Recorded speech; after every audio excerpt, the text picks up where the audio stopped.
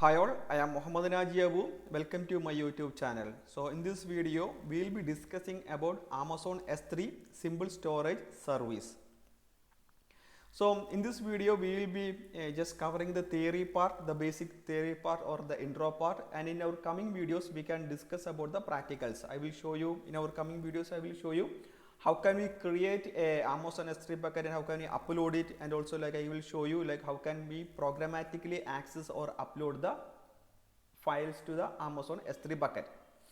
So what is Amazon S3?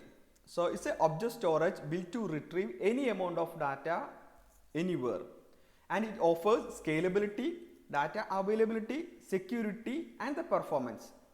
S3 is a object based, that is it allows to upload the files, and its size is vary from minimum 0 bytes to 5 TB, maximum 5 TB.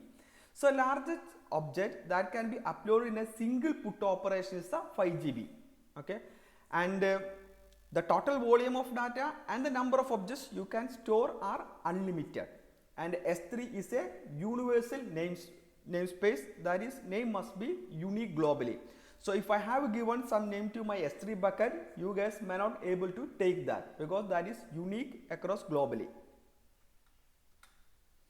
And there are next topics that we are going to discuss about like S3 storage classes. So there are like the Amazon has divided into different storage classes, that is based on its availability and its cost. Okay, and a lot of other features that we can discuss. There are 5 major storage classes are available. So first one is like S3 standard storage. So it has provided 99.99% of availability and 99.999999% of durability, and this is used when we have like a mission critical production data and frequent access of data. So in these situations we will be using the S3 bucket, so which is comparatively higher cost when we compare with the other storage classes. So the second one is S3 infrequently accessed. So as the name says, we will use this particular storage class when data is accessed less frequently. Okay, but it provides the rapid access of data when needed, and it's definitely its cost is compared to lower than the S3 standard. So the third one is S3 one zone infrequently accessed.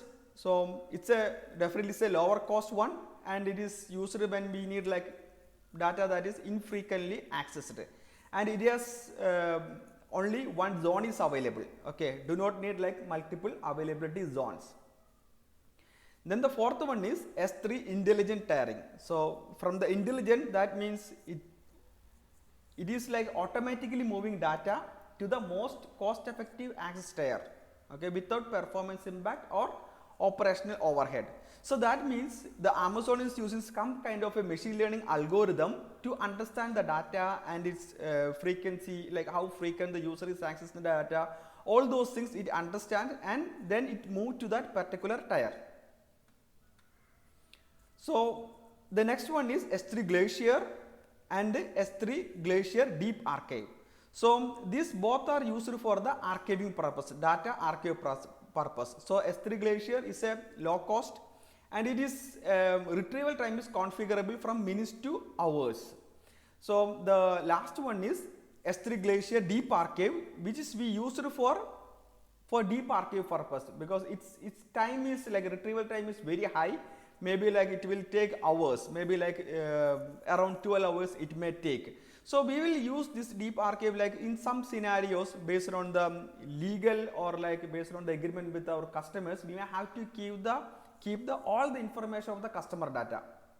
Okay, for any kind of a cross checking or like any other future purposes. So in this scenario we will be using the S3 Glacier Deep Archive. Okay. So next is Amazon S3 consistency model. So Amazon S3 provide read after write consistency for put and the delete request. Okay, so it's provide read after write consistency. So consider like I have a version is there in Amazon S3, and I have released another version, new version is released. So during this time, if I try to access the file, the particular data, I may be seeing the older version of the data. Okay, so maybe like after a couple of milliseconds I may be getting the latest data that is updated or uploaded to the Amazon S3 bucket. So overall we can discuss like how like Amazon S3 works, and we'll do a recap also. So a bucket is a container for object, okay, and it is just like a, we can say just like a folder. When we create a folder, like it is separator, right? So similar to that, we can create a logical separations using the bucket. So an object is a file or any metadata that describes the file. And Amazon S3 is an object storage service, as discussed earlier, that stores data as object within this bucket. And to store data in Amazon S3, first we need to create the S3, we need to create a new bucket, and its name should be globally unique. So I will show you how can we create the bucket during our practical session, and we can just simply upload to the bucket. So where like we can set the access specifiers, we can say that okay, this file can be accessed globally, or like we can bring some kind of a restriction to that particular file. And each object has a key which is a unique identifier for that object, okay, within that particular bucket.